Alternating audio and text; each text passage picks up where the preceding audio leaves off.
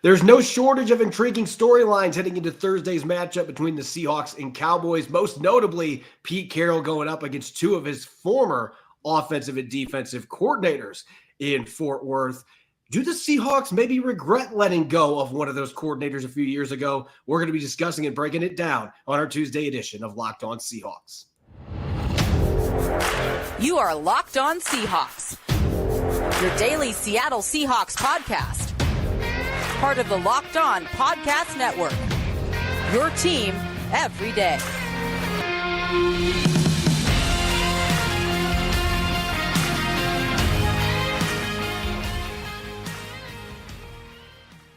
Greetings, 12. This is Corbin Smith, the host of the Locked On Seahawks podcast, your daily Seahawks podcast, part of the Locked On Podcast Network, your team every day. Glad to be joined here for our Tuesday episode by my co-host in crime, Rob Rang. And a special thanks to each and every one of the 12s, whether you're listening in nearby Kennewick, Washington, or across the country in Syracuse, New York, the land of Jim Boeheim. We greatly appreciate each and every one of you making Locked On Seahawks your first listen 5 days a week. We're only a couple days away from kickoff in Arlington. The Cowboys and the Seahawks. It's a special edition matchup Tuesday. We will be diving into all the key positional battles to watch on offense and defense for the Seahawks going up against a very formidable Dallas Cowboys squad. This episode is brought your way by the Game Time app. Download the Game Time app, create an account, and use the code LOCKEDONNFL for $20 off your first purchase. Last-minute tickets, lowest price, guaranteed. Now for your lead story here on our Tuesday edition of Locked On Seahawks, with two teams right now that are wild card teams in the NFC set to battle in Arlington, Seahawks and Cowboys on Thursday night. There's a number of key storylines heading into this Week 13 contest, but there's a unique storyline that you may not see in the entire rest of the NFL this year, and that is a longtime head coach in Pete Carroll going up against two of his former assistants that are coordinators for the Cowboys, Brian Schottenheimer on offense, as well as Dan Quinn on defense. And that's not something that you see very often in the NFL. And both these coaches had a lot of success, varying success. Dan Quinn obviously was a Super Bowl winner as the defensive coordinator for the Seahawks. Brian Schottenheimer didn't quite get to that level as the offensive coordinator. But speaking of Schottenheimer, I think this is maybe the most intriguing part of this. He is the one that got fired by the Seahawks. Dan Quinn left to become head coach of the Atlanta Falcons. So it's not like Pete Carroll wanted him to leave or asked him to leave the staff. He was hired for a promotion with another franchise in his first head coaching opportunity. Brian Schottenheimer, even though the Seahawks were 10th in scoring in 2020, he was given a pink slip, and they decided to go with Shane Waldron. And I think you go into this game with two offenses that are going in drastically different directions. The Cowboys, they are flying high under Brian Schottenheimer. The same cannot be said for Shane Waldron and the Seahawks. And now that it's been 3 years since that move was made to replace Schottenheimer with Waldron, you got to wonder maybe if there's a little bit of remorse there from Pete Carroll and company about that decision that was made 3 years ago. Well, I think that there has to be some remorse from the Seahawks. I mean, as you said, Corbin, I think that you just look at the success that Brian Schottenheimer has had with the Dallas Cowboys and the fact that their offense continues to be high flying. The Seahawks offense has been plummeting, over the not only this season, but you kind of look historically back over the last couple of years. And, Shane Waldron, I think, has done a solid job. I don't think that he has done a spectacular job. Whereas with Brian Schottenheimer, again, the Seahawks were 10th in offense, when he was let go. They had a quarterback in Russell Wilson who no longer is with the Seahawks, of course, either. And that was a lot of the scuttlebutt was that this was a decision by Pete Carroll and the Seahawks, and they chose their quarterback who they have since jettisoned. Over the offensive coordinator, who, again, Brian Schottenheimer has had a great deal of success since then. Look, kudos to Russell Wilson for having some success recently with the Denver Broncos. I wish them both well. Shane Waldron came in, and there had been some success here in Seattle with Geno Smith. I think if you're just going to compare Brian Schottenheimer's statistics with the Dallas Cowboys to what Russell Wilson has done in Denver or what Shane Waldron has done in Seattle, you're not really comparing apples to apples, in my opinion. But at the same time, I think that there's no question about it. Brian Schottenheimer is a very well-respected coach throughout the NFL. He deserves that. Dan Quinn, Gus Bradley, if you're watching yesterday's show, also deserve that kind of credit as well. Pete Carroll hires good coaches. That to me is the end storyline here. But I do think that the Seahawks have to kind of take a step back and recognize that Brian Schottenheimer was doing a heck of a job, and why you would let go an offensive coordinator when your offense is 10th in the NFL, to me, has been one of the more confounding decisions of this Seahawk era, at least during the John Schneider, Pete Carroll era.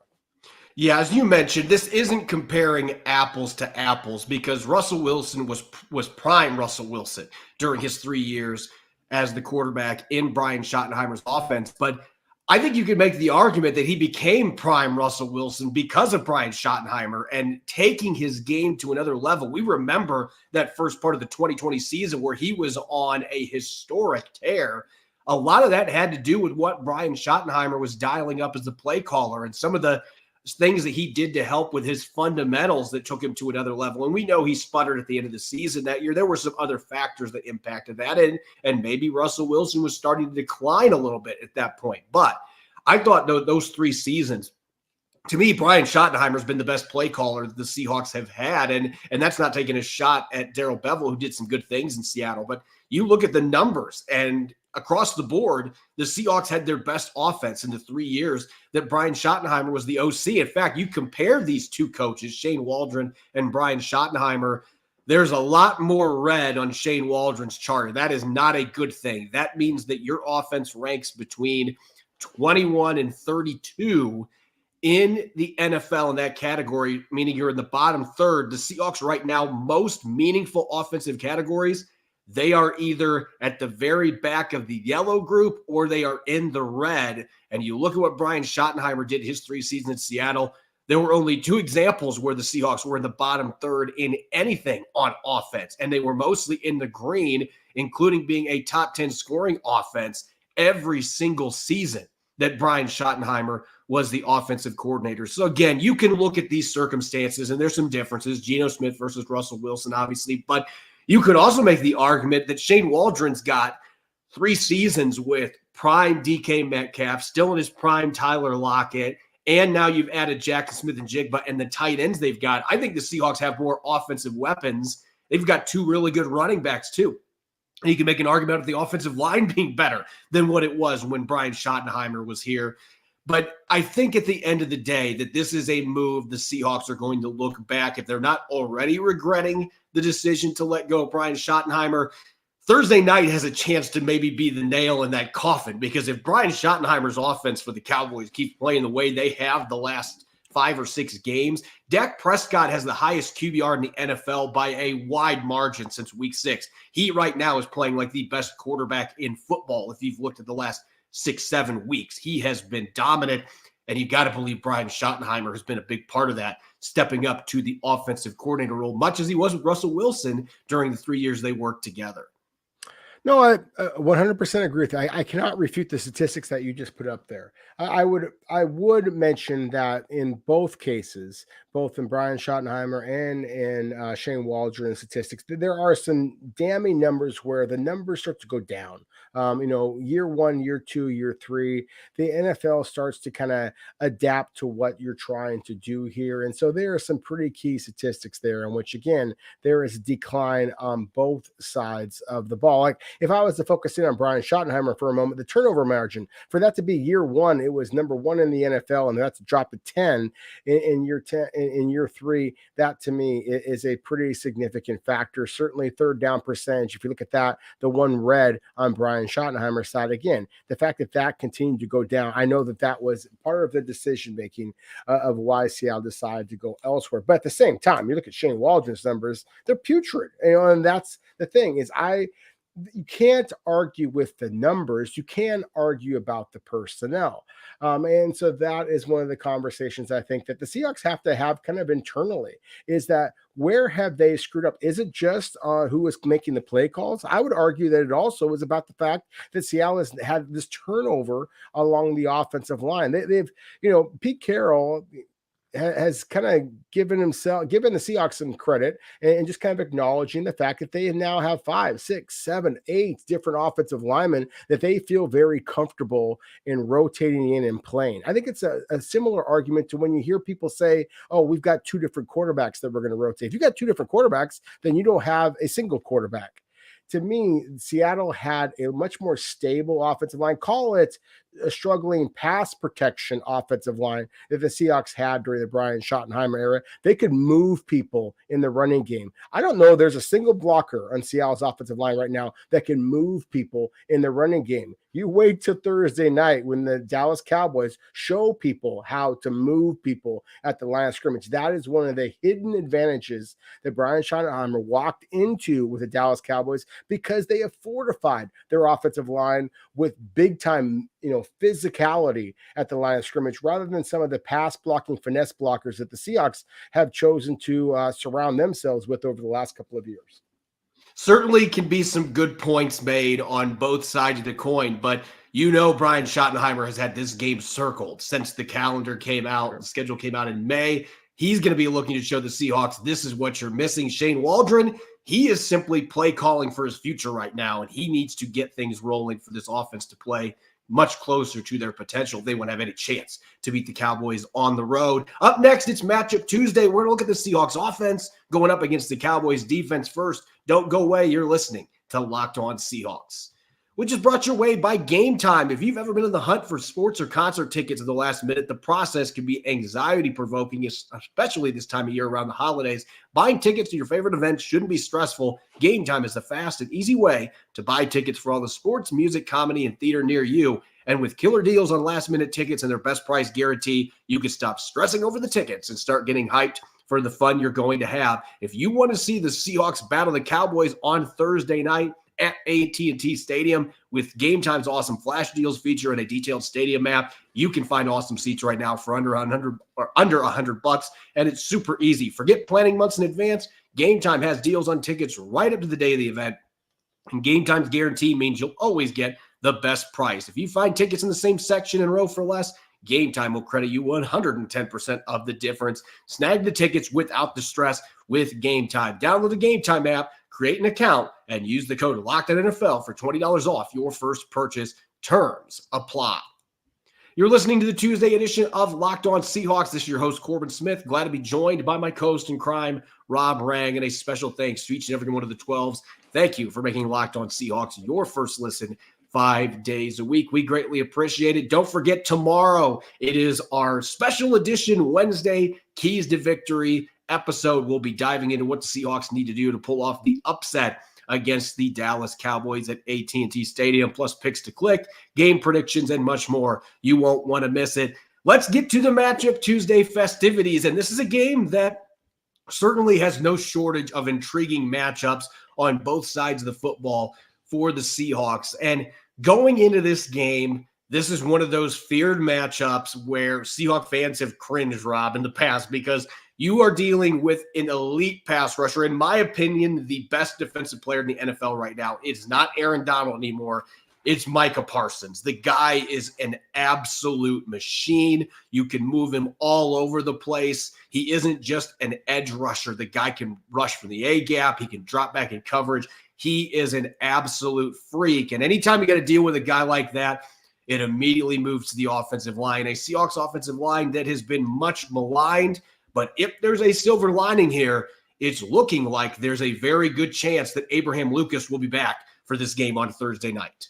Yeah, and that is a huge storyline that I think that we have to focus in on. Another potential storyline is the fact that Micah Parsons, as dominant as he was held out of Tuesday's practice due to illness. So maybe the Seahawks get their Christmas goose early, and Micah Parsons is unable to play in this game. Or even if he is able to play in this game, maybe he is not the dominant force that he has been to this point in the season. And again, what a dominant force that he has been. 11 and a half sacks so far. Obviously, the Cowboys have only played in 11 games. Corbin, he's got 23 quarterback hits. The Seahawks right now are led by Boye Mafe in the pass rushing department. He has 7 sacks compared to Boye Mafe's 11 and a half in the same number of games played.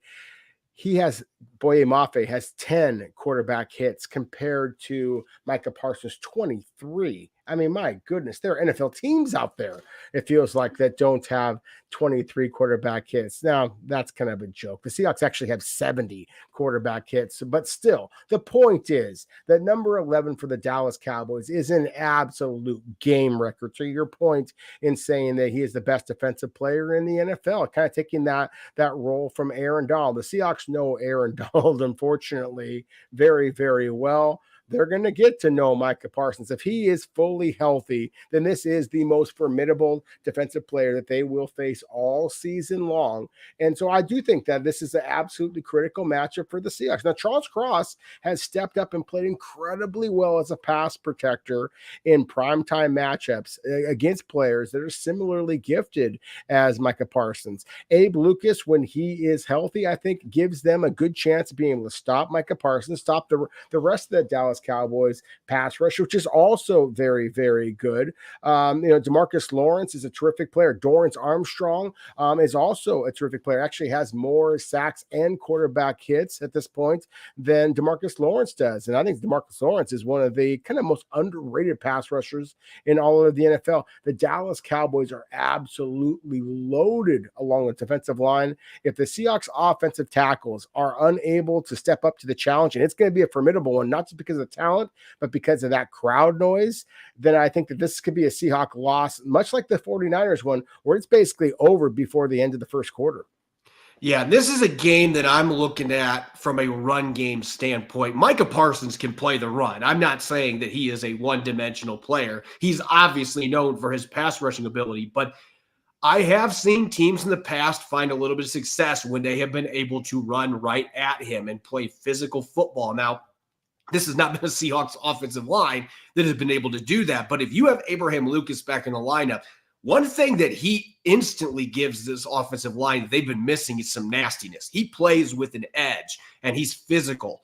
So if you bring that in and it rubs off on the rest of the linemen and you get some one-on-ones with him against Parsons in the run game, you can slow him down as a pass rusher a little bit, make him think a little bit when he's getting battered around.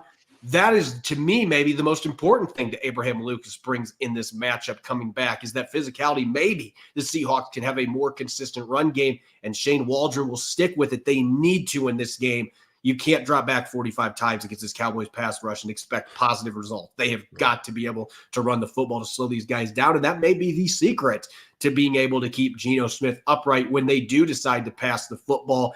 Now, going to our next matchup here, let's get to the skill guys, because Deron Bland, I just want to say what a phenomenal season. He is having arguably the greatest season by a cornerback in NFL history. Last week, he became the first player in league history to return a fifth interception for a touchdown. I mean, it just sounds like nonsense. Like, it sounds like a video game stat.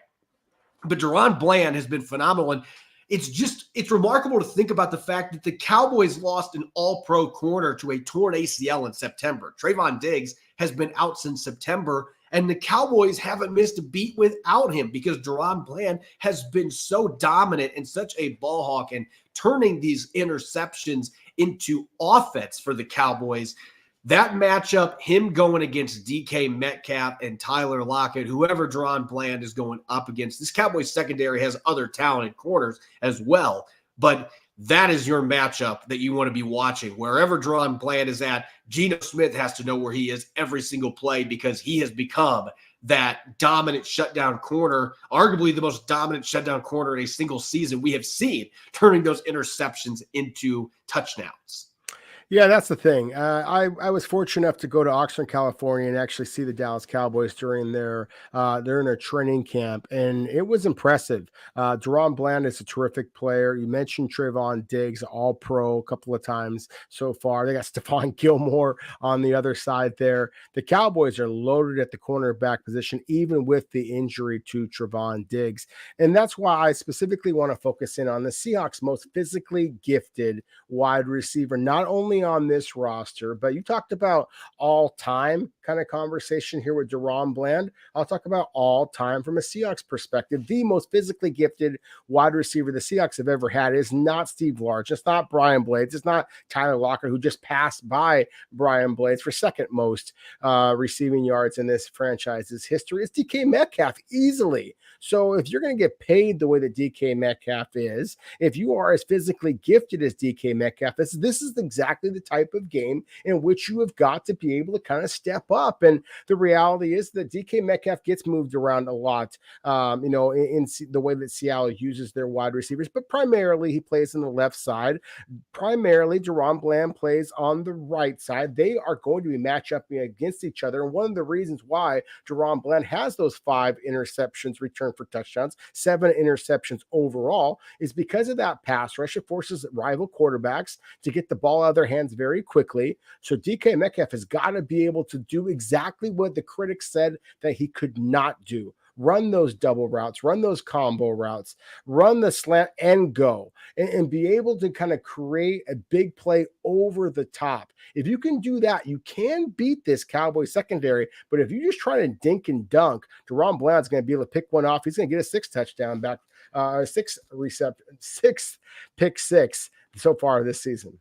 And I think if the Seahawks are going to be able to have any success getting the ball to DK Metcalf and their receivers on the outside, kind of an extension of the run game. And this is going to sound like a broken record because it is a broken record at this point. I feel like when I go to bed, I think about, should the Seahawks get their tight ends involved in the offense? Because they just haven't been able to do it. But this is another game where you look at the safeties for the Cowboys. Jaron Kearse is a monster. He's a big physical safety that you can play in the box. He's got 1.5 sacks this year, but he's not known necessarily for his coverage traits. And this is a guy that has had some issues with tight ends in the past. And so I'm looking at Will Dissly. I'm looking at Noah Fant, Colby Parkinson, who's been really quiet for about 2 months. It feels like we haven't seen him do anything in the passing game in a long time. But this is a game where I'm going to keep saying it. You can open up the rest of your offense with the tight ends, not just the run game, getting these guys the football. The 2 times they got him involved last week, they got a 21-yard catch from Will Dissly, and they moved the chains on 3rd and 15 to Noah Fant. Get these guys involved, and you can help neutralize that pass rush a little bit. And I think you can change up the coverages to open things up for your wide receivers. And so I'm looking at the tight ends thinking that this is a game where they have absolutely got to show up for the Seahawks to have a chance to beat the Cowboys. When we come back, Rob, we're going to switch gears. Seahawks defense going up against the Cowboys offense, the number 1 scoring offense in the NFL. Don't go away. You're listening to the Locked On Seahawks podcast, which is brought your way by our friends over at FanDuel. As the weather gets colder, the NFL offers stay hot on FanDuel, America's number 1 sportsbook. Right now, new customers get $150 in bonus bets with any winning $5 moneyline bet. That's $150. If you've been thinking about joining FanDuel, there's no better time to get in on the action. The app is so easy to use, and they offer a wide range of betting options, including spreads, such as the Seahawks being 9-point underdogs on the road in Dallas, player props, including Geno Smith's total passing yards or touchdowns on Thursday night, over-unders, and more. Visit FanDuel.com/lockedon and enjoy the NFL season with an offer you won't want to miss. FanDuel, official partner of the NFL.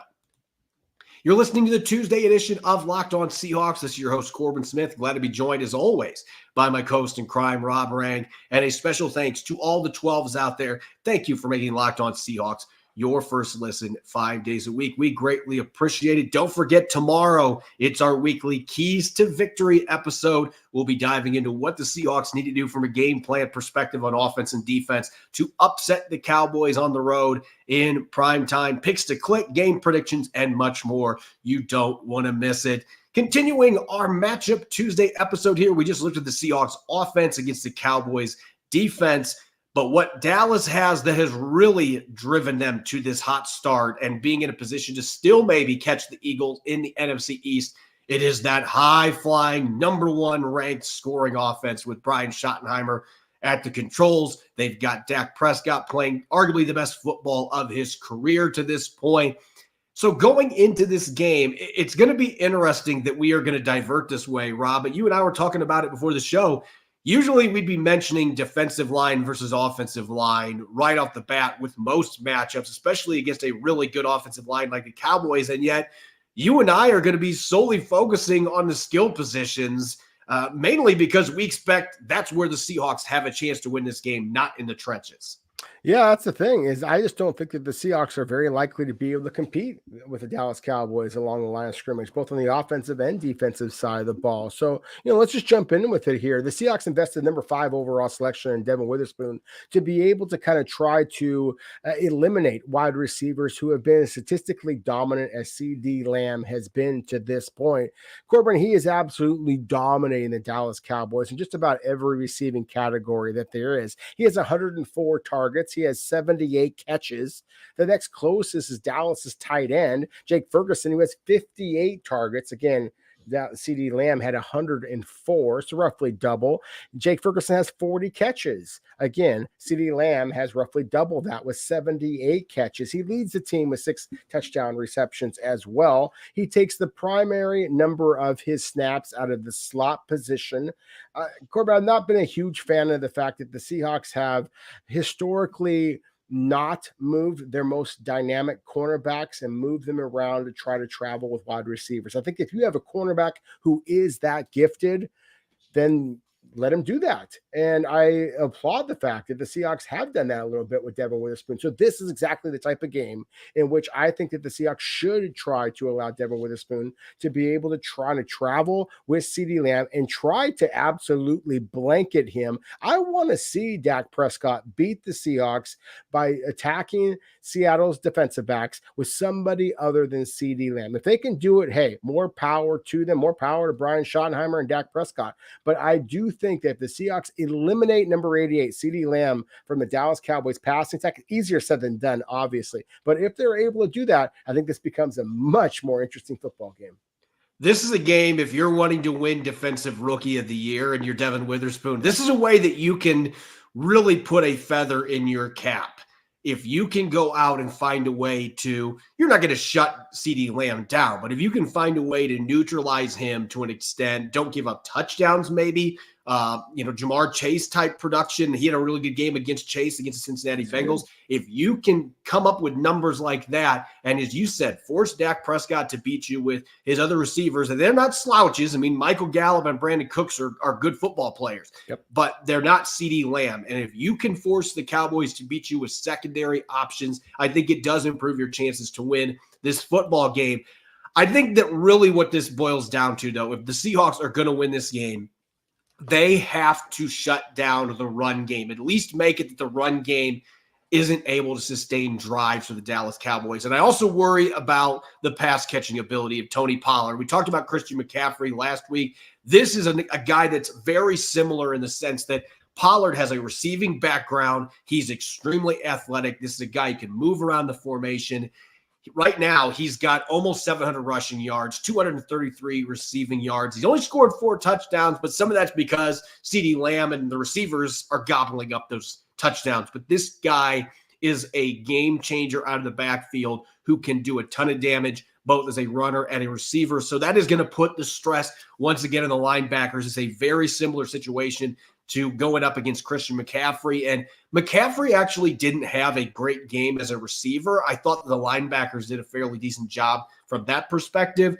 But Bobby Wagner and Jordan Brooks got caught up on some blocks. They weren't able to work off of them, and that allowed Christian McCaffrey to have a bunch of big runs. If they have similar issues in this game against the Cowboys and Dallas is able to run the football, it's game over. With the passing offense they have, you have to find a way to make this team one-dimensional and try to take away CD Lamb with Devin Witherspoon. If you could do those two things and at least keep them from dominating the game on the ground, then you have a better chance to win this football game. And I think this is an incredibly important matchup, not just because of Pollard's ability to run the ball, but also, as I said, the pass catching ability. I 100% agree with you, Corbin. I mean, Tony Pollard's biggest run from as a runner is 31 yards, but he's got a 60-yard reception. The Seahawks have struggled with backs that can catch the ball out of the backfield. I mean, they have done that, basically throughout the Pete Carroll era. That has been an issue. I love the fact that you just kind of cited what Christian McCaffrey did just a week ago, because I think that Tony Pollard is not as gifted as Christian McCaffrey, but Brian Schottenheimer does a terrific job of kind of scheming him up to be able to create some catches. A player that I mentioned way back when we were talking about the Seahawks going against the Dallas Cowboys in a preseason game, Deuce Vaughn. Deuce Vaughn, the kind of diminutive but a spectacular receiver out of the backfield, has the kind of wiggle that I really think that the Seahawks linebackers could struggle with. I wouldn't be surprised at all if he is a little bit of a secret weapon in this game. Rico Dowdle, the other running back that the Dallas Cowboys have. I say other running back because he has been statistically just about as effective as Tony Pollard has for the Dallas Cowboys here. That's the thing, is the Cowboys this isn't the Emmitt Smith Cowboys. The Cowboys only have 10 rushing touchdowns so far this season. They got 23 passing touchdowns. They are using Dak Prescott and his passing ability much more than they are in the running game. But still, this is an area in which the Seahawks have proven vulnerable to running backs out of the backfield as receivers, and they are going to have to tighten things up because the Dallas Cowboys will be able to kind of pick them apart if the Seahawks linebackers are not up to the task. Capping off matchup Tuesday here, as I mentioned, we could easily talk about Seattle's defensive line going up against Dallas's offensive line. In the end, if that ends up being lopsided, then the Seahawks are going to be in trouble. But I think an under-the-radar matchup going into this game. We've seen what Dak Prescott can do with his legs, especially that playoff game in 2019 where he had a couple big runs at the end. The Seahawks did not have Jamal Adams yet at that point. Jamal Adams is expected to be ready to go for this game. He's healthy enough to be able to play. He is going to have the onus fall on him that Dak Prescott, if he decides to take off, he is not the most mobile QB. He's not going to run 4.3s or 4.4s, but he's a big body quarterback, more of that Cam Newton style runner. Jamal Adams, you better be ready to bring your hard hat and come up and tackle him, because he breaks a lot of tackles when he runs the football, and he can still be very effective in that capacity, even at this stage of his career. And from a passing game standpoint, they'll go to their tight ends. As you mentioned, the second most targets on this team is to their tight end from Wisconsin. And I don't know why Jake Ferguson. Jake Ferguson. For some reason, the name was not going out. I loved him in the draft a couple years ago too, but Ferguson's number 2 on targets in this team. So Jamal Adams is going to get matched up against him. You could expect Dak Prescott is going to take some shots to his tight ends in this game as well. So I think number 33 going up against Dak Prescott, that quarterback versus safety matchup, is one to very much keep an eye on in this game. Oh, it absolutely is. I think that there's not very many times where I'm going to strongly suggest, I think that the Seahawks basically need to have somebody who is going to be shadowing the quarterback, because when Dak Prescott, the Seahawks have been burned by Dak Prescott running for touchdowns in the past. And longtime Seahawks fans will remember what I'm referring to here. They absolutely need to have somebody who can do that. I think that Jamal Adams is uniquely suited to be able to provide that. The same reason why many of us have called out Shane Waldron, many of us have called out Geno Smith, many of us in this particular podcast, I basically called out the decision to select Devin Witherspoon, at number 5 overall. DK Metcalf, the highest paid and most gifted wide receiver in this franchise's history. Same kind of thing here. I'm calling out Jamal Adams. This is why the Seahawks brought you in. It's for games just like this primetime showdown. If Dak Prescott is going to leave the pocket, this is the game where you have to punish him for those type of decisions. Jamal Adams is one of the few players on the Seahawks that has that physicality, that is old school Pete Carroll kind of football. You got to show it on this particular primetime situation. Otherwise, you might as well start packing it up, because it's going to be a long off season during the regular season where Seahawks fans are wondering what could have been. As always, you can follow me on Threads at Corbin Smith NFL. You can follow Rob on X at Rob Rang. Make sure to subscribe and follow Locked On Seahawks on YouTube or wherever you listen to your podcast to make sure you don't miss a single episode. Coming up tomorrow, we'll have our typical pregame show. It's keys to victory, orchestrating a game plan, picks to click, and much more. You won't want to miss it. Thanks for listening in, and enjoy the rest of your Tuesday. Go Hawks.